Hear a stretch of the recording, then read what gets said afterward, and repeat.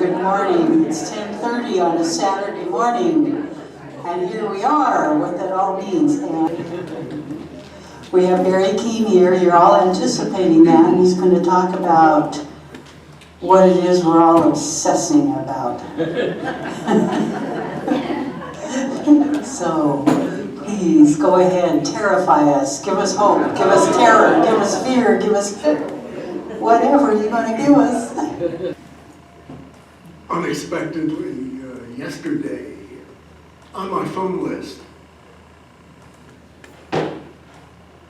was a call from someone in Baltimore, Maryland. Guess who? Oh, yes.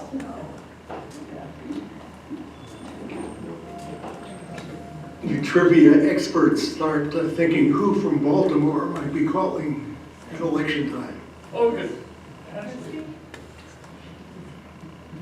My wild imagination thought, oh my God, it's Joe Biden asking for more money for Kamala. No, and fortunately, it was former senior editor of the Baltimore Sun, Hal Piper. With a reminder of something I had forgotten. So with an election full of surprises, this was one more election surprise.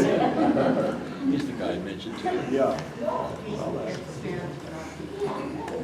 At the end of my part of today's discussion about the elections, I'm going to ask our friend Don Swisher to introduce a very distinguished Washingtonian senator whose career in education remarkably paralleled my California one.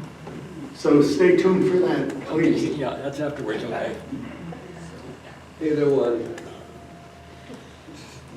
And You want to do that now? Henry, I'm going to call on you later, so please be quiet.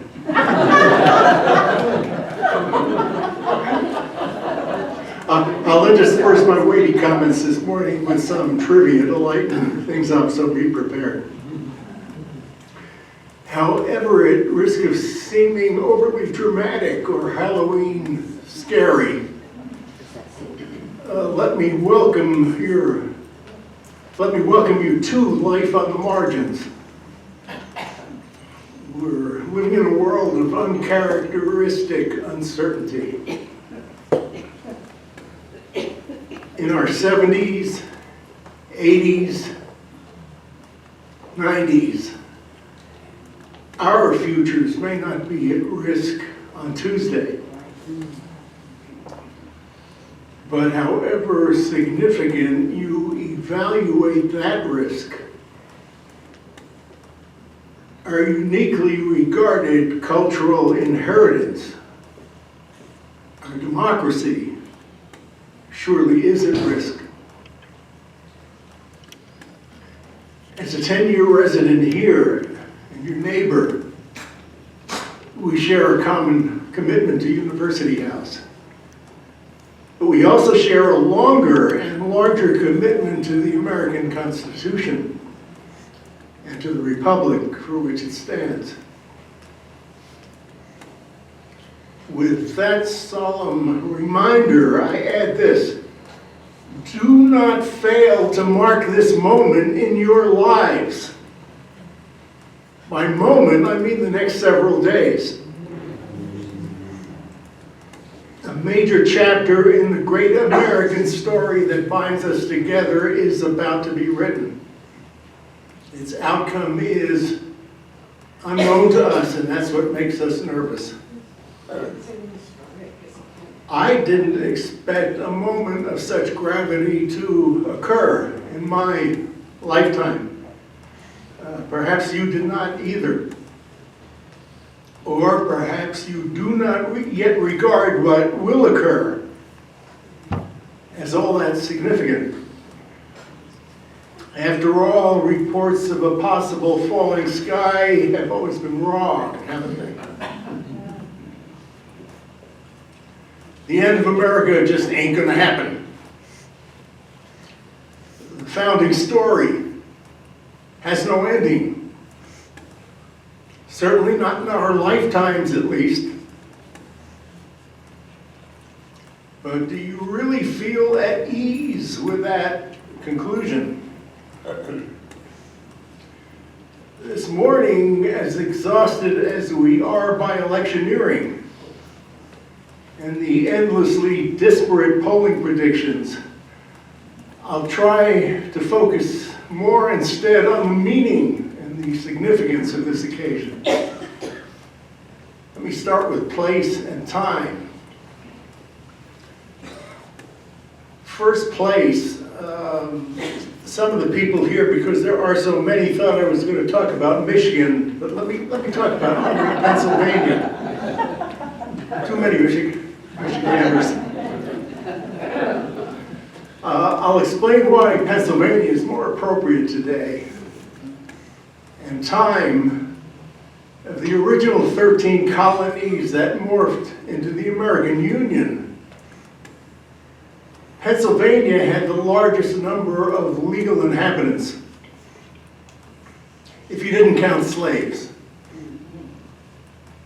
which the home states of the slaves, the most relevant being wealthy and populous Virginia, did not. The slaves were people who just weren't there. Also, the inhabitants of Pennsylvania, mostly in Philadelphia, were probably the most prosperous and educated of the colonists of the 18th century. They had the largest number of signers, nine signers of that fiery document that shook the world, and still does, the Declaration of Independence. Well, lightening up, in recognition of you House's nostalgic penchant for trivia games, the first trivia question of the day is, who's the most famous of all time Pennsylvanian? William Penn.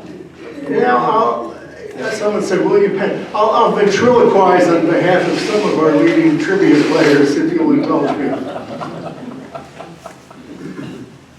No, Henry, it's not William Penn.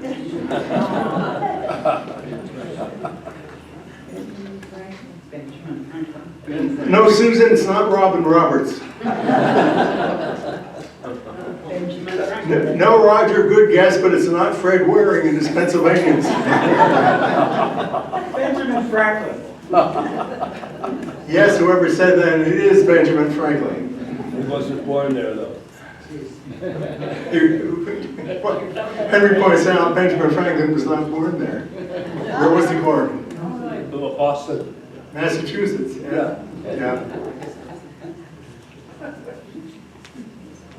So it wasn't too surprising a decision for the Continental Congress to hold the convention there in Pennsylvania to amend, and their purpose, remember, was just to modify a bit, as little as needed, the then governing document, the Articles of Confederation.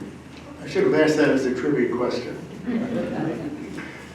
But, October surprise, from the womb of the hardly radical Pennsylvania State House emerged a new nation, the United States of America. Supposedly, you can never trust stories emanating from the great patriotic myth. A Mrs. Powell, notably, if you can trust it, with one L in her name, of Philadelphia, reportedly asked, "Dr. Franklin, what sort of government do we have?" He said to have responded, second trivia question, anyone? A republic if we can keep it, if you can keep it. Well, we'll have an answer to that question on Tuesday, or soon thereafter, we hope. But it's just possible that November 5th, 2024 may be as important as July 4th, 1776. Think about that. Or it may be as important as July 1st, 1863. What, July 1st? 1863. Another trivia question. Emancipation Proclamation? Gettysburg, beginning of the Battle of Gettysburg, No, that was the firing on Fort Sumter. and also the Henry's got it again.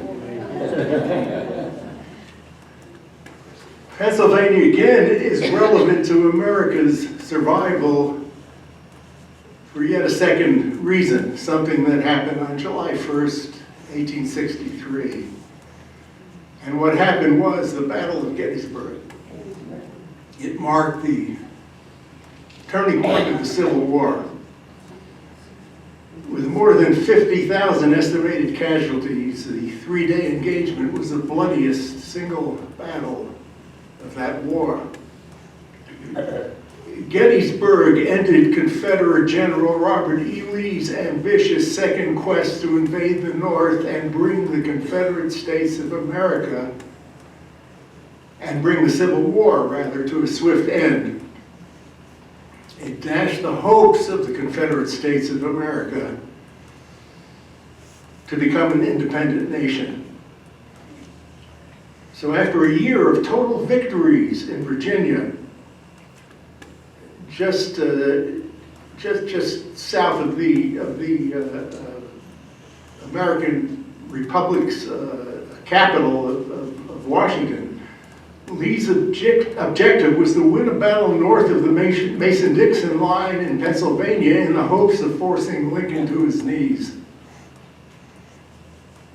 to terminate the Constitution and accept a negotiated ending to the United States of America. And it was only Lee's loss at Gettysburg that prevented him from realizing that goal that was so close. So if Franklin's ghost were with us today, we might say to him, "You were not alive, Dr. Franklin, to know and celebrate that in 1863 Pennsylvania, the Republic barely survived." However, Dr. Franklin, on Tuesday, if you believe as I do, that Donald Trump, if elected, will fulfill his promise to terminate the Constitution and the Republic on which it stands.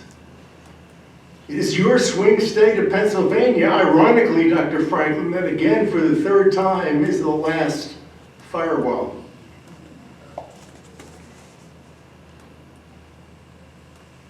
So answering your question about whether we can keep our republic, it will just have to wait a couple of days. And oh yes, for a third save of the republic, we're counting on Pennsylvania's large, recently offended Puerto Rican population to act patriotically. What, you say you don't know what a Puerto Rican is? And you say you don't understand that women have the right to vote? Things have changed, haven't they? So if Franklin's ghost were with us today, we might say to him, "You were not alive, Dr. Franklin, to know and celebrate that in 1863 Pennsylvania, the Republic barely survived." Okay, segueing from the historic importance of what's in place to the strategic question of the upcoming battle on Tuesday, one might wonder, have the Harris Democrats in 2024 pursued the best strategy to avoid the collapse of the Republic that a growing number of political voices fear? It seems to me that from the start, two competing proposals emerged. And the first we might call the strategy of the last war. Remember, we were always accusing people that the generals were fighting the last war. And by that, I mean actually going back to the surprising Bill Clinton victory against an incumbent President Bush. And Clinton famously relied on Carville's advice that it's the economy, stupid. He said to have put that with lipstick on his bathroom wall, bathroom mirror. And what it meant was pay attention to the pocketbook or the bread and butter issues. And it might have included some burning, close-to-home cultural issues. And that meant not foreign policy, not environmental or scientific questions, and certainly no persistent character assaults. Others insisted that strategy was tantamount to fighting the last war, Clinton and Carville's war, and that emphasizing pocketbook issues, downplaying Trump's character-related flaws, was exactly the diversion that the MAGA people prayed for. And those others maintain that rather than the economy this time, it's the democracy, stupid. Ben Franklin's implied question, can you keep it? That's the important and strategically correct one. Well, we'll shortly invite your thoughts on that issue. My final segue is from the strategic to the more tactical. And I'll continue to employ some diversionary storytelling to help us avoid dwelling excessively, if it's possible, on the potentially serious consequences of Tuesday's election. It starts with some nostalgic trivia again. A few San Franciscans like myself, alive in 1962, football fans or not, cannot recall the catch. The catch. You know what I'm talking about when I talk about the catch? Yeah, Henry does. All you house trivia players know what I'm referring to. The 1962 championship game pitted the 49ers, San Francisco 49ers, against the favored Dallas Cowboys, those Texas people. In the last minute, Joe Montana, San Francisco's quarterback, was nearly suffocated by some huge, confident Dallas Cowboy defensive lineman in the closing minute. Montana tossed a desperate Hail Mary into the end zone, where a totally surrounded tight end Dwight Clark stretched at least, legend says, 4 feet into the air to make the winning touchdown catch. The awestruck San Francisco crowd was in disbelief. Well, what has that got to do with anything today? Well, if you're thinking of tactics, you notice certain features like situation, effort, timing, performance under stress, not despairing, hanging in, the maintenance of hope. Well, it feels to many like that may be where we are on Tuesday. Donald Trump, like the Dallas Cowboys were, is slightly favored in the swing states. In the crucial electoral college that our revered founders so carelessly bequeathed us. Among many necessary compromises at the Constitutional Convention in constructing a constitution, weariness produced some bad ones. The peculiar outcome of the Electoral College alone, irrespective of the will of the people and ignoring nearly 2/3 of them, including all of the many Washingtonians, us, will soon determine the answer to Ben Franklin's question, can you keep our republic? Now, if you're ever tempted to think the Electoral College is a good idea, consider this.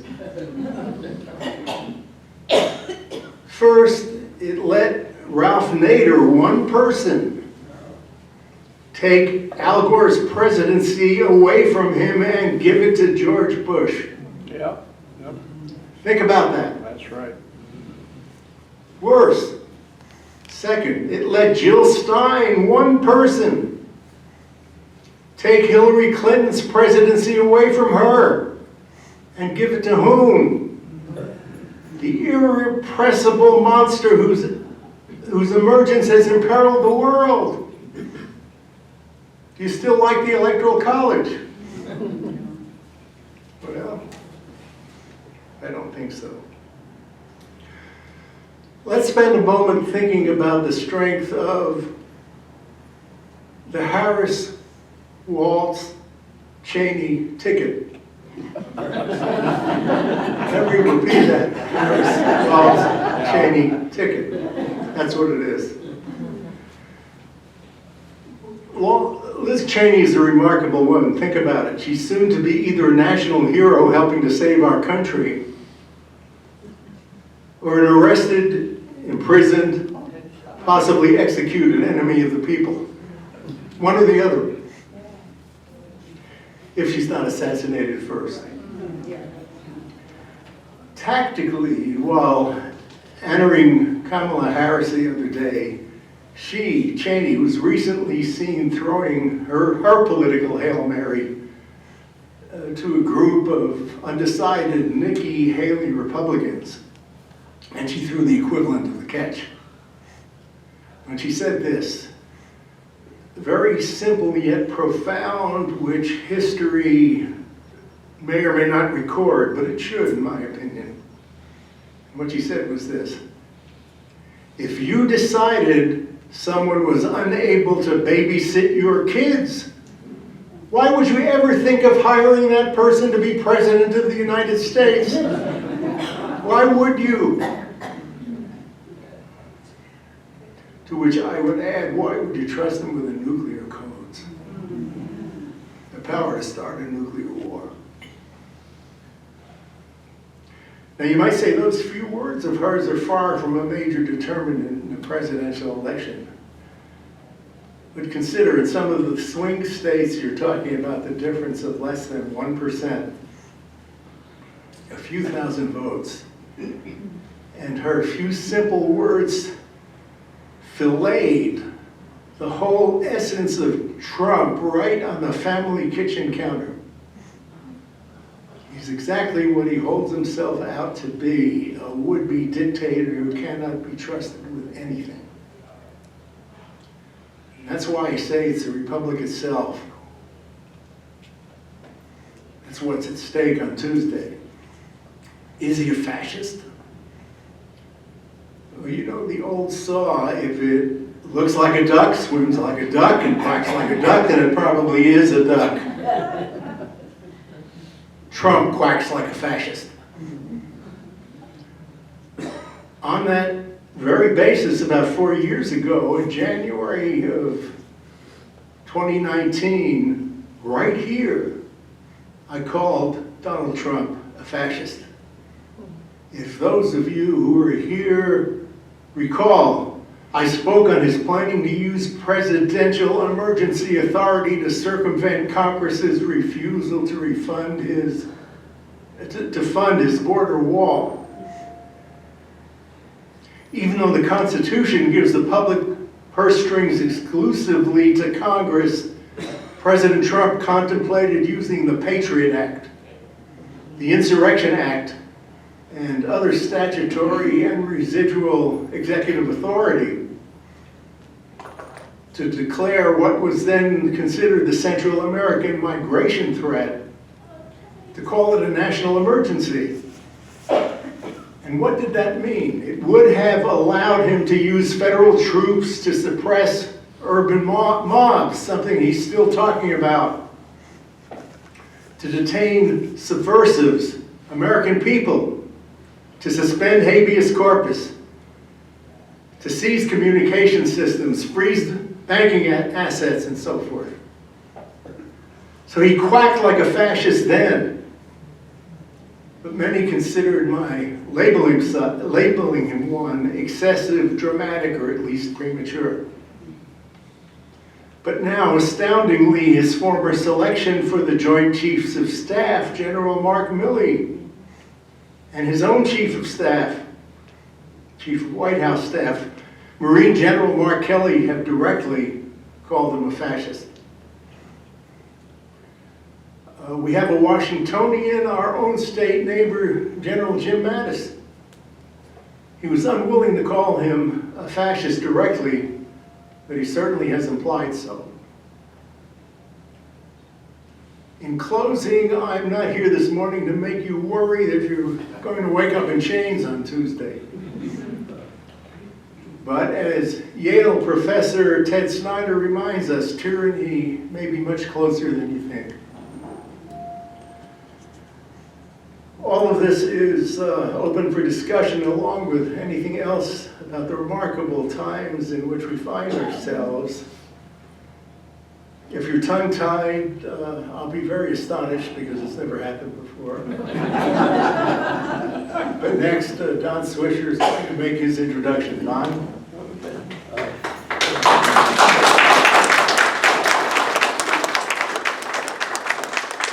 I came back to Seattle in 1968. I was born here, raised in California, and I had a debate partner in high school, Pete Francis. When I got back here, Pete was running for the state legislature here, and he's from this neighborhood. And he was a state senator here for quite some time, and I invited him here partially because he also went to Stanford undergraduate and Stanford Law School a few years before Barry. Well,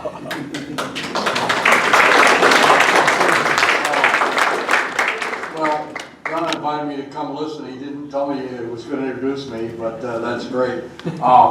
Anyway, yeah, I left the state senate in 1978, so it was a long time ago. And just a few days ago, I had my 90th birthday, so life is good, and I really enjoyed what you had to say. You really put it together beautifully. Thank you, and thanks for letting me be here today. Celebrating the 90th birthday of this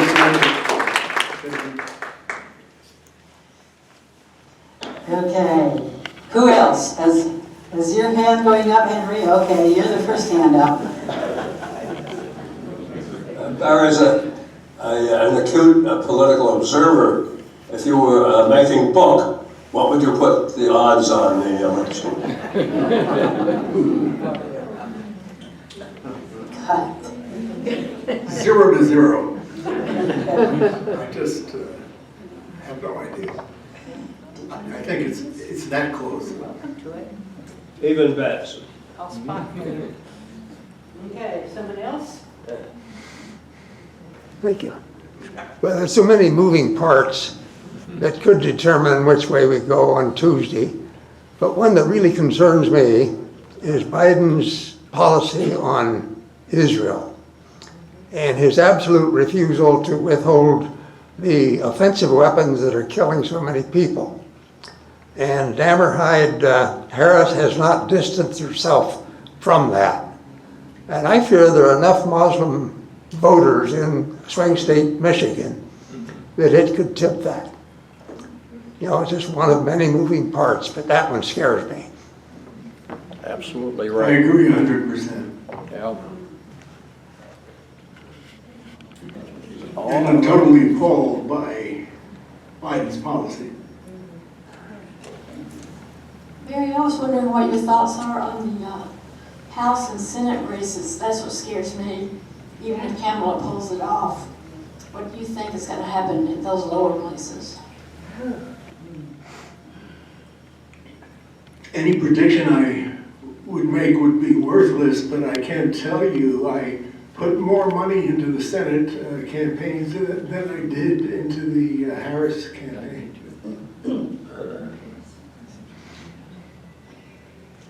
Because if the Democrats lose the Senate, the Republicans will not approve a single judge that she appoints, including Supreme Court justices.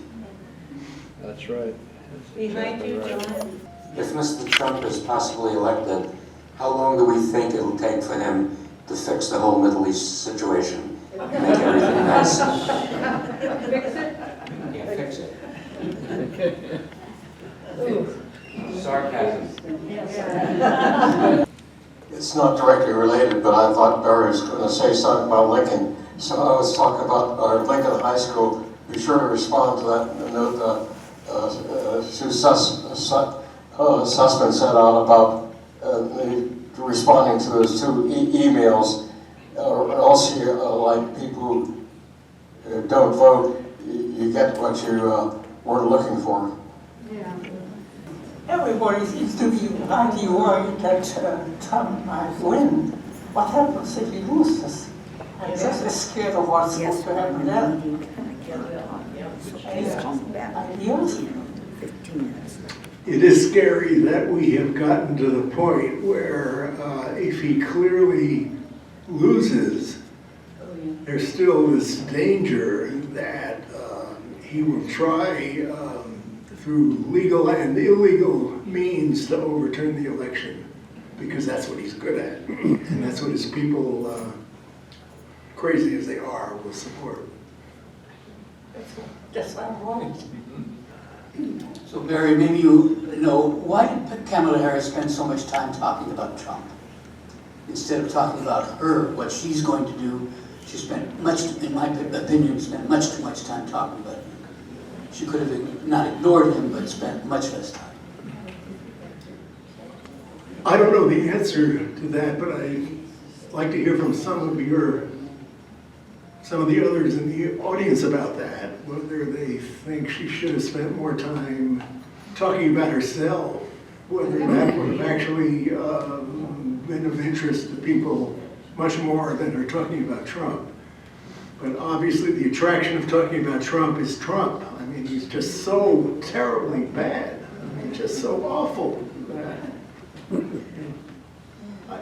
I don't know the answer to that. I would wonder whether that's really true, or whether what she says about Trump is a better soundbite and it's more extensively covered. What does anybody think about that? I agree, that's true. I mean, policy statements are boring, let's face it. People say they want them and they don't pay attention a lot of times. Well, 2 points. Harris is promising money to everybody. And there's no way she can have that happen if there's not a Democratic Congress. So, you know, I think a lot of the promises will go bye-bye even if she wins, if she doesn't have a Democratic Congress. The other point, you mentioned some of the minority people like Jill Stein and Ralph Nader. Recently, there have been a lot of robocalls purportedly from Jill Stein saying, please vote for me, I'm the only one that can do this, this, and the other, hoping they'll shave away a few of the percentage points from Harris. Barry, I'm wondering about your reaction to what would happen if Kamala wins. Do you think it would be advisable for her to be able to appoint Ms. Cheney? Liz Cheney to a point on her cabinet? Yes, I do, absolutely. Particularly in the foreign policy area. Yes. And by the way, I could hear your question thanks to you. I've got my hearing aids in.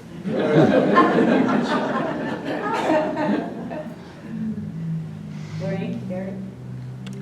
Considering the worst might happen, what would be the best way to proceed? Besides pitchforks and torches? I'm much more worried than some people who say the institutions will protect us, because with the wrong people forgive that. With the wrong people in control of the institutions, they won't protect us. I think that's the problem. And Okay. you know, Hitler took over in 90 days, and I think Trump is planning to do exactly that. That's right. I'd just like to say in defense of Kamala, Duly elected chancellor. continually debating against such an unbelievable liar who can fabricate on the spot. I don't think too many people who've run for office have been up against that, and a whole strategy to fight a flat-out liar hasn't been quite developed enough in the world, so she's doing the best she can with what she has. I know that Trump is a very troublesome prospect, but what troubles me even more than Trump is that roughly half the population is prepared to vote for him. That's pretty frightening to me, that we have so many fellow citizens who find him appealing. These are intelligent people that work for Trump. And one of my mother-in-laws told me that family was way more important than politics. However, I'm at the point now where family is that important, but politics are way more important to me. And I told my daughter, and she is very intelligent, and these are intelligent people that are voting for Trump. And that puzzles me, that they see something different than what I do, and what you do, and what other people in this room sees. And it puzzles me that they don't see the same things that we see. That's the sign of our times, when people, let's see, who's next? When I think of the condition of Trump, he's not going to be able to make any decisions. I see Vance being the real president at some point. Does anybody else? I mean, and that's not good. I'm not saying that's good. What are the scenarios where the election could be decided by the Congress or the Supreme Court? There's a real danger that if they are successful in holding back any of the state electors, such that you don't have a majority confirming either candidate, it goes into the House of Representatives, which means the states pick rather than the vote of the people, and you get a Republican, because there are more Republican states than there are Democratic states. And then you get Trump. You get Trump, and it will be confirmed by a Trump Supreme Court.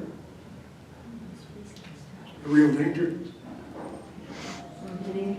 Any others? Can he gum up the works? Well, the Supreme Court might have a hand in that too. As has been true all over the world, immigration is actually one of the major problems in all of this. It's the problem in Europe, and I think people are maybe motivated mostly by Trump and his talk about immigration. I'm talking too much again, sorry, but this idea of Vance becoming president, I think if Trump wins, he's an old, cognitively challenged man. You're talking about all of us. No offense intended. But seriously, I think he could fall apart during an administration leading it to Vance. One thing that keeps coming back to me over and over again, and it has been getting quite a bit of coverage on the news, how much of this depends on thousands and thousands of people in every county of every state of this country doing the tedious but essential job of validating and counting ballots. appalling thought, sometimes at the risk of their lives. That's right. Those are going to be some of our real American heroes, I think. Anyone else? We're all stunned. Shocked.